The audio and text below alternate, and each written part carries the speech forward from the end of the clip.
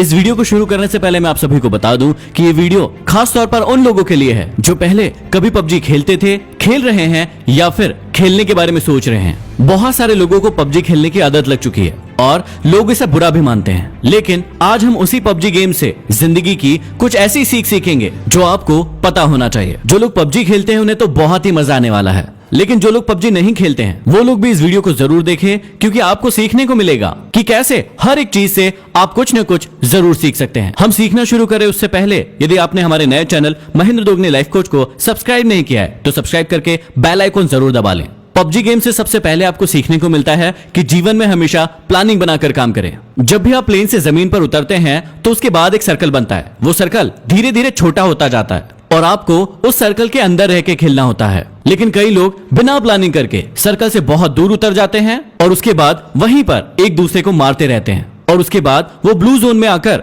खुद ही मर जाते हैं और गेम को कंप्लीट नहीं कर पाते हैं। हमारी जिंदगी में भी यही होता है, हम लक्ष्य कुछ और बनाते हैं और किसी और चक्कर में पड़ जाते हैं। इसलिए हमेशा याद रखिए, अपने सर्कल पर ध्यान दीजिए और उस सर्कल की ओर आगे बढ़ते रहिए। दूसरी चीज जो हमें सीखना चाहिए वो है कि भेड़ चाल ना चलें। जब भी हम प्लेन से उतरते हैं तो बहुत सारे लोग ऐसी जगह पर उतरते हैं जहां पर पहले से बहुत सारे लोग उतर रहे हैं। इसका मतलब हम भेड़ चाल चलते हैं और भीड़ का हिस्सा बन जाते हैं और फिर ज्यादा देर तक सरवाइव नहीं कर पाते। हमारी असल जिंदगी में भी यही होता है। हम सफल लोगों को देखते हैं कि वो क्या कर रहे हैं और उन्हीं के जैसे करने की, उन्हीं के जैसे बनने की पूरी कोशिश करते हैं और अपनी पसंद और नापसंद को कभी भी ध्यान में नहीं रखते हैं। इसलिए हमेशा याद रखें कि भेड़ चाल का हिस्सा ना बने, नहीं तो आप ज्यादा देर सरवाइव नहीं कर पाओगे। अगली सीख जो हमें पबजी से सीखने को मिलती है कि जीवन में हमेशा जरूरी सामान को ही साथ में रखें और फालतू के कचरे को इकट्ठा ना करें। जब भी प्लेन से उतरते हैं कई लोगों को आपने देखा होगा कि सिर्फ वो सामान इकट्ठा करने में लग जाते हैं। जो भी चीज उन्हें सामने दिखती है वो उसे फटाफट उठाने लगते हैं। वो ये नहीं देखते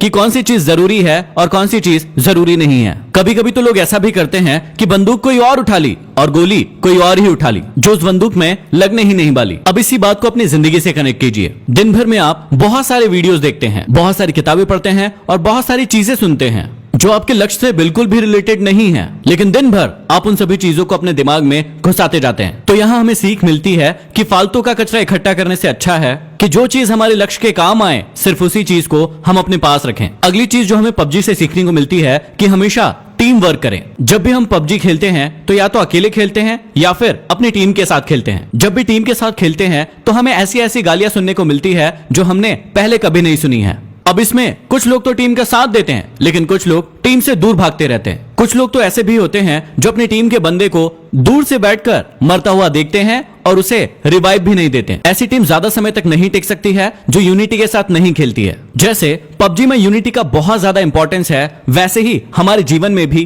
टीम वर्क और यूनिटी का होना बहुत ज्यादा जरूरी है। नहीं तो कौन व्यक्ति आकर आपको कम मार जाएगा आपको पता भी नहीं चलेगा। अगली चीज जो हमें सीखने को मिलती है कि हमेशा कमजोर साथी को साथ लेकर चले। जब भी हम पबजी खेलते हैं तो हमारे साथ कोई ना कोई व्यक्ति ऐसा जरूर जुड़ जाता है जो नया होता है और जिसे ज्यादा खेलना नहीं आता है, लेकिन हम उसका मजाक उड़ाते हैं। कभी कभी तो ऐसा भी होता है कि यदि आप 3 लोग खेल रहे हैं और 2 व्यक्ति वाली कोई कार मिली तो 2 व्यक्ति बैठकर उस पर निकल लेते हैं और एक व्यक्ति को पीछे ही छोड़ देते हैं। ना तो आपको पबजी गेम में ऐसा करना चाहिए और ना ही आपको अपने जीवन में ऐसा करना चाहिए। जो भी लोग कमजोर है उन्हें हमेशा अपने साथ लेकर आगे बढ़ना चाहिए। अगली सीख जो आप सभी के लिए बहुत ही ज्यादा इंपॉर्टेंट है, ज्यादा साधन जुटाने की अपेक्षा जो साधन आपके पास है उसमें बेहतर परफॉर्म करने की कोशिश करें। पबजी खेलते समय आपने एक बात बहुत नोटिस की होगी कि कुछ लोग ऐसे होते हैं जो सिर्फ सामान ढूंढते रहते हैं। उनका गेम पर ध्यान बिल्कुल नहीं होता है। वो जहां जाते हैं सिर्फ और सिर्फ सामान ढूंढते रहते हैं। खेलने के लिए उनके पास बंदूक होती है, लेकिन वो पूरे टाइम 6 का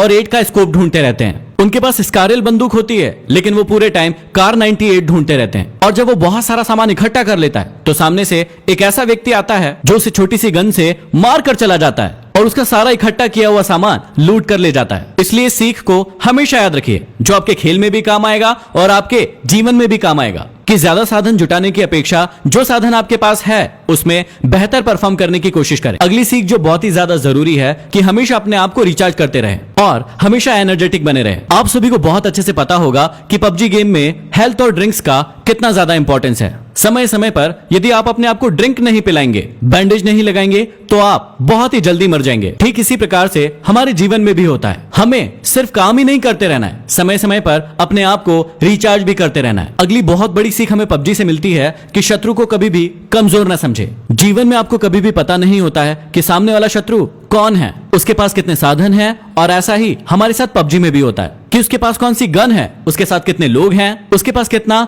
हेल्थ है, ये आपको कभी भी पता नहीं होता है। इसलिए आप दबंग बन के उसके सामने छाती चौड़ी करके खड़े मत हो जाइए, क्योंकि कई बार ऐसा भी होता है कि एक नया खिलाड़ी भी एक प्रो खिलाड़ी को मार कर चला जाता है। कई बार हमारे जीवन में भी ऐसा ही होता है, हम अपने कॉम्पिटिटर को अपने से कमजोर मान लेते हैं, जो कि हमारी हार का बहुत बड़ा कारण होता है। इसलिए आप कभी भी शत्रु को कमजोर ना समझे। अगली सीख हमें मिलती है कि सही मौके का इंतजार करें। आप सभी ने बहुत अच्छे से सुना होगा कि मौके पर चौका लगाना, इसका मतलब होता है कि आप सभी को सही मौके का इंतजार करना है। कई लोगों को आपने पबजी गेम में देखा होगा कि वो खुलेआम घूमते रहते हैं और धड़ाधड़ गोलियां चलाते रहते हैं, लेकिन एक व्यक्ति दूर पर स्नाइपर लेकर बैठा होता है और एक ही शॉट में उस व्यक्ति को मार गिराता है। कई बार आपको लोग कहते होंगे कि छुपकर क्यों बैठा है, सामने आकर खेल, लेकिन कई बार छुपकर बैठना ही सही मौके का इंतजार करना होता है। इसलिए आप हमेशा जीवन में भी सही मौके का इंतजार करें और उसी के बाद एक्शन लें। और अगली जो सबसे बड़ी सीख है, जो जीवन का सत्य भी है, कि जब आप मरेंगे तो आपके अपने लोग ही आपके सामान को